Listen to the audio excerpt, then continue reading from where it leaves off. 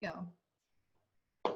Welcome everybody to another amazing episode of Wellness Warriors. Today I have Nathaniel Mead, who has his master's in science, but what I really was attracted to him about was the fact that he's a research and science geek, just like I am. So he does a lot of researching. He's basically a holistic nutritionist, a medical writer. He's been involved in integrative cancer for many years. He's done all kinds of research, over 15 years of experience as a research associate for the Block Center for Integrative Cancer Treatments in Illinois. And he currently acts as a cancer coach and helps people maneuver through their healing journey. So welcome, Nathaniel. Thank you for taking time to talk to our community. Thank you very much. Nice to be here. So I met, well, this is the first time we've officially met, but I heard about Nathaniel through my nephew-in-law, Dr. Greg Barnes, who is a chiropractor in Raleigh, and we were having a conversation about a young patient of his, and Nathaniel's name came up as a person, a go-to person that really helps people maneuver through the drama and the trauma of a cancer healing journey. And so, Nathaniel, let's talk about, first of all, I always like to ask people, why they do what they do. Usually there's, pain to passion. So what was the deciding factor for you to really, devote so many years of your life into cancer research in the alternative realm? Yeah, I found it very, there's something about cancer that just pulls you in. It's such a mystery in so many ways. And it, from a biological point of view, it seems like a clear connection between the organism and the environment, because so many of the risk factors for cancers are environmental. And when you look at the evolution of cancer, it's very clear that the relationship between the person and their environment is constantly informing the development of the disease. And so the character of the disease is very much a reflection of how we take care of ourselves and how we interact with the environment, including our emotional, psychological, or social environment. So there's a very, I think, beautiful way in which cancer can teach us so much about how to better take care of ourselves. So I see cancer as a teacher and as a very, I would say, probably one of the most complex diseases out there. So I like the challenge of trying to understand it. And I think we've been a little bit over focused on the genetic aspects. I think we need to look more at the lifestyle and environmental aspects. Yeah. Absolutely. And we know that, 95% of cancers are not genetic, right? And so we have to look outside of the environment and other causes. Yes. Now, one of the cancers that seems to have a lot of mystery around it and dealing with the breast cancer realm is DCIS. So Yes. it goes from everywhere from grade 0 to different stagings. And women are very confused because when they think DCIS, they think, oh, it's even been graded as a non-cancer, yet doctors can be very aggressive with, lumpectomies and radiation, even going as far as chemotherapy. So let's take the mystery out of DCIS and give us your take on it. Yeah, I think DCIS is a really fascinating issue right now because it's being identified at a much higher rate than it ever was in the past. And I'm sure you know this, as of the mid 1980s, the incidence of DCIS just took off. And now it's about 3,000%, literally, I'm not exaggerating, 3,000% higher than it was back then. So there's a lot of evidence that the way that we've been screening for cancer, which is, using mammography, has inflated, or let's say, made us suddenly aware of an issue that might not have been a big issue before. Also, I think the reason I think I find it so fascinating is it's called stage 0 breast cancer. What does that mean? Is that like an honest recognition that it's not really breast cancer? And we know that it is not invasive in its pure form. It's pre-invasive, and they refer to it as a non-obligate precursor lesion, which is quite a mouthful, but it basically means that it's an abnormal group of cells that could eventually develop into breast cancer, may or may not become breast cancer, but it's probably about 35% of cases may develop into invasive breast cancer based on the best data that we have so far. But when you think about 50,000 cases, 50,000 plus cases per year being diagnosed here in the United States, and this is, by the way, much higher. It's twice as high per capita as are diagnosed in Europe. And I think that tells you a little bit of something maybe about the extent of screening that we have going on here compared to Europe. But there's also some evidence that the increase in DCIS that has been happening, and it's continued to go up quite a bit, especially for younger women, which is really interesting because younger women are not typically part of the screening population. So they are showing up with more and more DCIS. And so the latest thinking is that there's some environmental factor that's promoting DCIS. Also, a really interesting point is that when you look at autopsy studies, there seems to be about a prevalence of about 9 to 10% among U.S. women have DCIS. So if you went out in general public and you sampled a random sample of the population, 1 out of every 10 women would have DCIS, which is really a lot of women. And so then the big question is, what do we do with these cases? And I think it's, I think DCIS is a great opportunity to look at how we're over-treating cancer.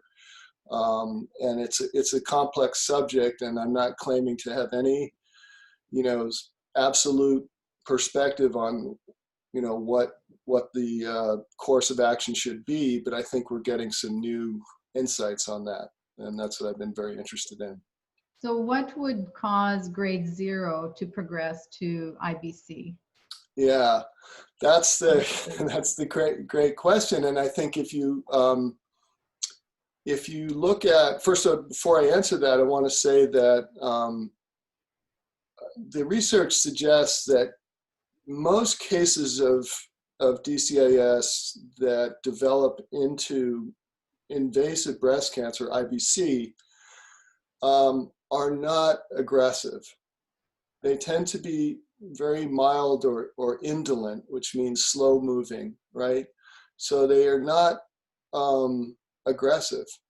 And that's a really interesting thing. And I think we've tended to lump all cancers together, but when you look at breast cancer, it's very clear that it follows different courses of development. Some are very slow and indolent. Mm-hmm. And most DCIS cases that become IBC are that way. Some are slow progressing, and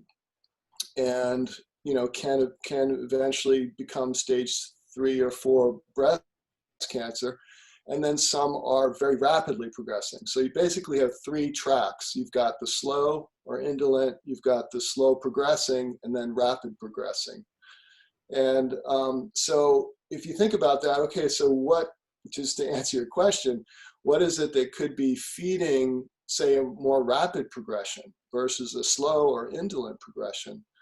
And I think that the logical answer is that various factors that we know promote breast cancer can all be colluding in this emergence of a more aggressive behavior of the cancer. And so, for example, alcohol high-fat diets, you know, of the wrong types of fats in particular, and sugar and lack of exercise and too much stress, you know, all of that. Yeah. So all of that, I think, is equally important. And for certain individuals, you know, stress may be far more important, you know, depending on the genetic makeup of the individual and other factors. But I personally, my training is in nutrition, so I look at nutritional biochemistry as the kind of matrix that feeds breast cancer, and I think everything else tends to interact with that. So especially in the US, you know, we have such appalling diets for the majority of the population. You know, people eating food that is basically dead. And that's kind of a dramatic way to put it, but you know, it's overly processed, and it's not likely to support healthy cell vitality or cell functioning, and certainly not promoting vitality in the cells. So a lot of my work is designed to help people understand how to shift their cellular vitality in a really positive direction and get things on the right track so that they prevent breast cancer. But I think basically, if we look at DCIS as more of a risk factor itself, then we can see, okay, if you have DCIS, your chances of getting breast cancer are definitely higher than somebody who does not have DCIS. And that's a warning to you. That's a wake-up call to take steps to look at your life, look at your patterns of living. And I know, I'm sure you and I resonate on this point, that so much of cancer is about examining your patterns, you know, whether they're emotional or physical, biological. They're all important in the way that they may have nourished the malignant process over the course of decades. And so now we have to look at those patterns and then make decisions about how we're ready to change them. Yeah, absolutely. Yeah. Now, as a nutritionist, Yes. and you know, with my 7 essential system, essential number 1 is let food be your medicine. So we now understand nutrition from a whole different point of view because of epigenetics, nutrigenomics. So for breast cancer specifically, what would you recommend would be the top 3 or 4 foods for women to really focus on their healing journey?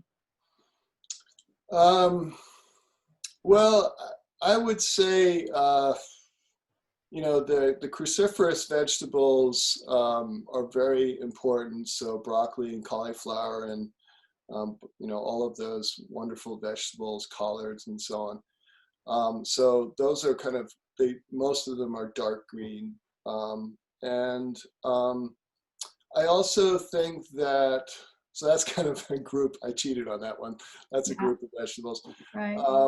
The second group, I would say, because I'm not going to commit to one vegetable,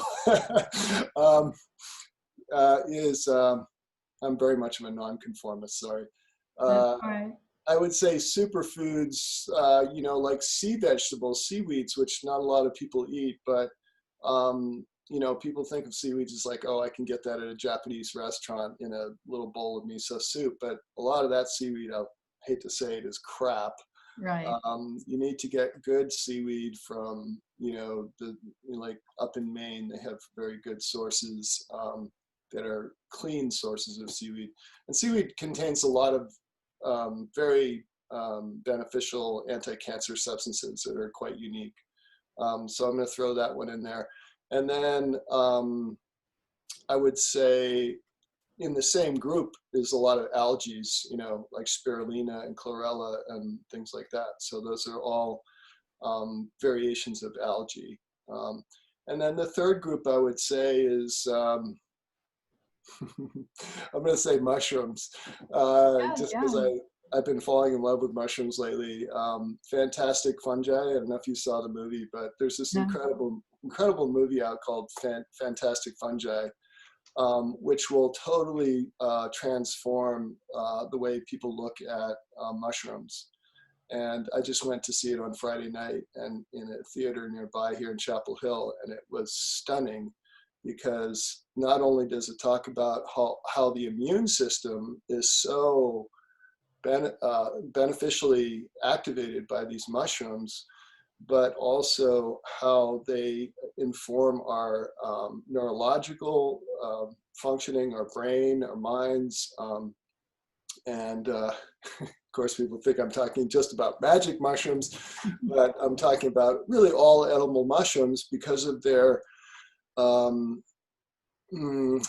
they just have this incredible effect on human physiology. So those would be the groups. Sorry, I'm rambling. I didn't even drink coffee today, so good thing.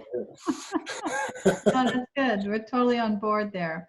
Okay. All right. So you mentioned mammography, and oh yes, you know, I agree. And I mean, studies have shown that there's definitely, you know, mammography may have its place for some women, but we know that there are other tools out there that can be safer and very accurate. I do recommend to our community that they don't just rely on one screening tool, but that they always add, you know, if they do thermography, then add ultrasound. If you do mammography, add thermography, you know, just kind of mix and match.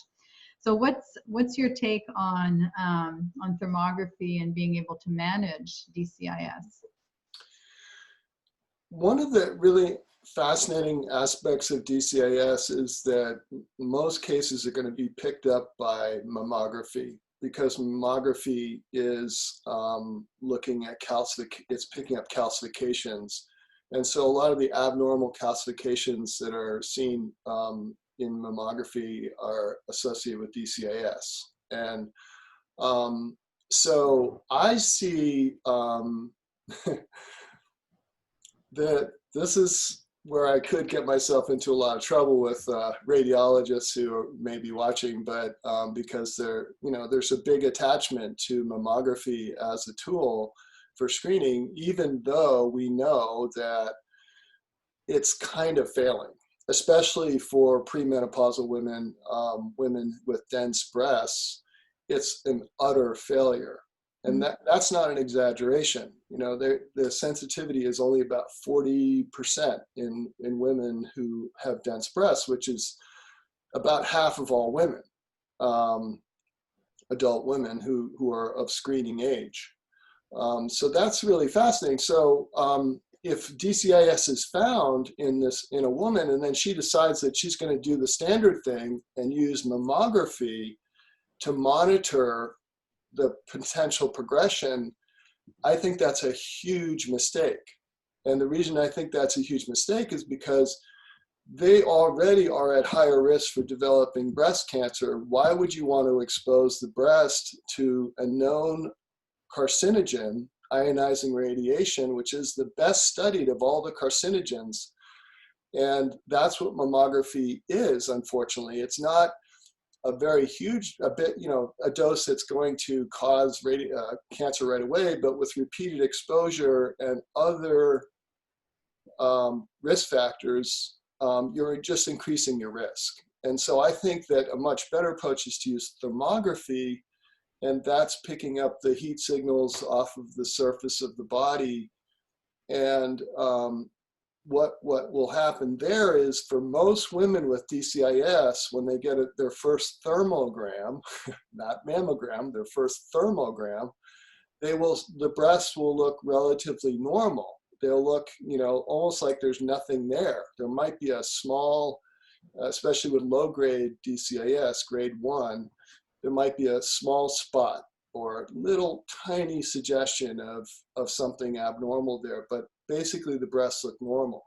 So that's really good, because that indicates that the DCIS doesn't have a lot of inflammation associated with it. Inflammation is the major driving force behind most breast cancer in terms of, the chemistry in the tissues.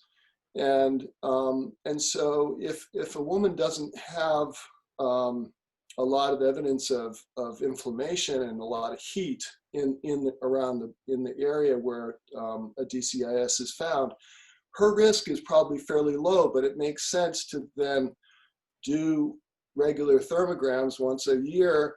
If she has a higher grade, like a grade 2 or a grade 3, she might want to increase the frequency, especially if she has a history that suggests that she might be more at risk of breast cancer. Like, for example, if she drank a lot of alcohol, or, you know, ate a pretty poor diet for a long time, you know, a lot of stress. So if she feels that her history, or if her physician and working with her feels that, you know, she is a pretty high risk, then, and, you know, genetic factors as well, then it would be worthwhile to consider doing it like twice a year, you know, to get your thermograms. And I've known some women who've done it once every few months with real high risk, like grade 3. Grade 3 DCIS is very different from grade 1 and grade 2. So grade 3 is really a much higher risk, and it tends to look more like regular breast cancer under a thermogram, with a thermogram. So that's why I think we're going to see grade 3 DCIS being treated in a whole different way, you know, in the future. Yeah. Right now, all DCIS, 98%, and this is not an exaggeration, 98% of DCIS is treated surgically. And a lot of those women are getting mastectomies. And so they don't even realize that they're getting a prophylactic mastectomy, because they hear the word carcinoma and they think, oh, I've got to jump on this. I've got to hit this as hard as I can, you know. And it's really unfortunate, because not only are they losing their breasts needlessly, I think, probably, but they're also potentially setting themselves up for more aggressive disease later on because of the surgery. Surgery, you know, sets people up for recurrence because of the inflammation and the effects. So all these unnecessary surgeries are being done every day here in the United States, and it's making the cancer industry a lot of money.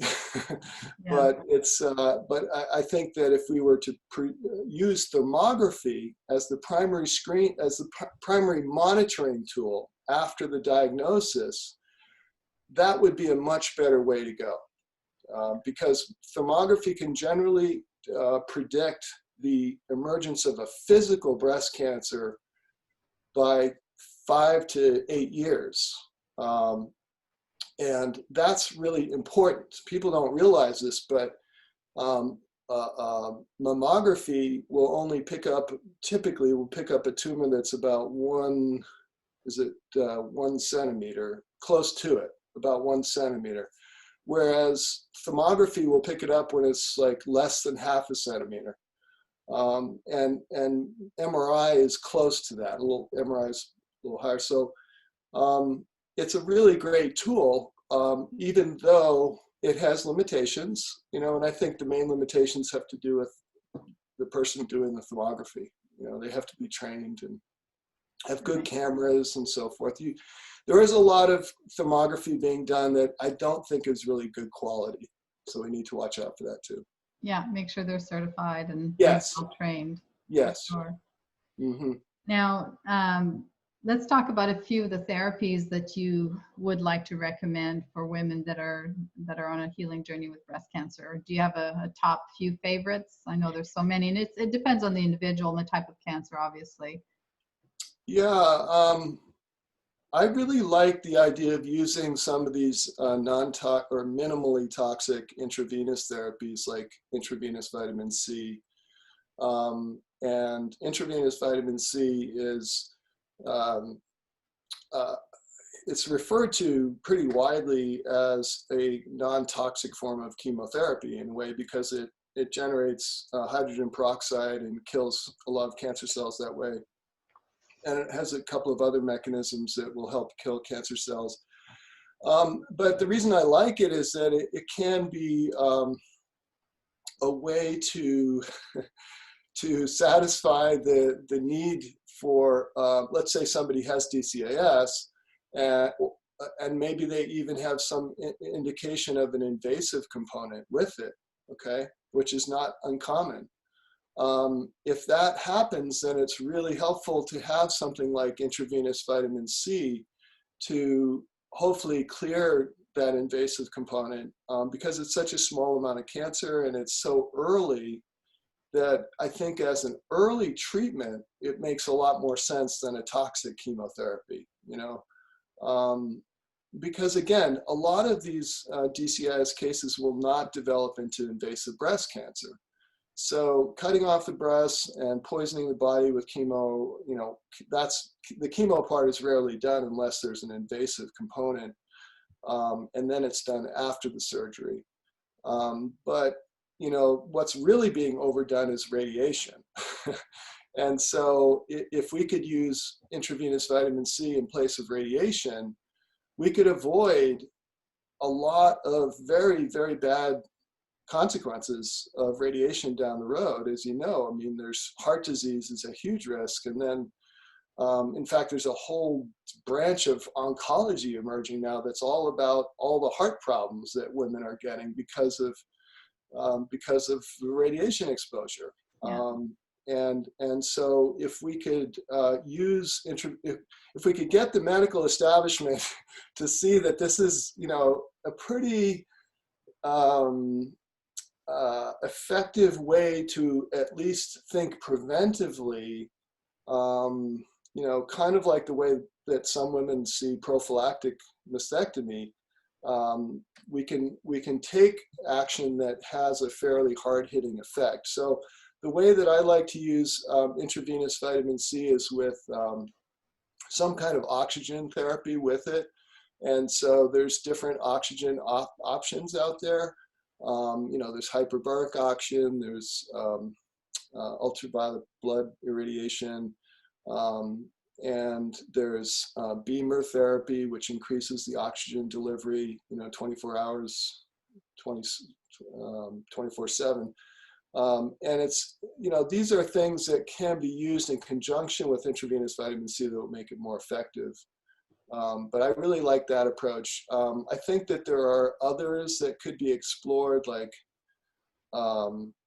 mistletoe therapy, which is a very, as you know, is very helpful for activating the immune system against the cancer, and very easy for women to do. And again, it can help to have an expert on mistletoe therapy to guide you. But I know a lot of women who are just treating themselves. As to how effective that is, I don't really know, because I don't have any hard data, and I'm curious whether you know how important it is to have an expert with mistletoe therapy versus treating by yourself. Yeah, absolutely. I mean, Yeah. and I love mistletoe, but it's not something that you want to, you know, you've got to do it with guidance. Dr. Nasha Winters, you know, she's a practitioner that teaches other practitioners about, you know, the mistletoe injections, and I personally did some mistletoe injections myself at home, you know, under her guidance and training, and it was really fascinating to see, you know, the reaction, and it's easy, but it's so powerful. And mistletoe has been used in Europe for decades, you know, so it's a very, very powerful therapy. Yeah. So Nathaniel, do you have a free gift for our listeners? Or do you? If you don't, that's okay. I just thought you had. Do I have a free gift? Well, on my website. Yeah, that's good. There's a wonderful.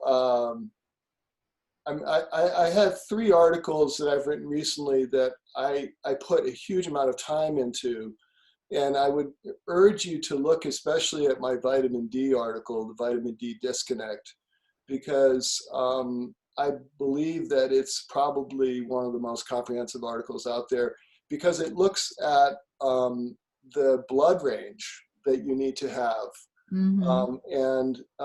This is an area I think that's been hugely misunderstood. I've gone to many medical conferences, and these are integrative medicine conferences, where you know, a certain blood range is continually spouted, and in my view, it's completely wrong. So that's one of my gifts, is that I put a huge amount of research into it, looking very carefully at what the data is actually showing. And then my vitamin C article, which is very recent, on there as well. And Excellent. and I'm also happy to offer consultations over the phone and by Zoom at a discount for those who have financial needs. What I've noticed recently with DCIS is that a lot of people don't want to pay much because DCIS seems to be not a very serious issue to most people. So Right, right. yeah. And where can people find you? Yeah, my website is called selfhealingoptions.com. Self-healing options. That's awesome. And I live in Durham, North Carolina, and they can reach me through my website. Awesome. So, yeah. Nathaniel, thank you so much for your time and your expertise. I appreciate all that you do and all that you're doing to help people out there that are struggling with their cancer diagnosis. So thanks for your time. Thank you so much. So this is Dr. V signing off, sending you a big healing heart hug. And until next time, we will see you then. Bye for now.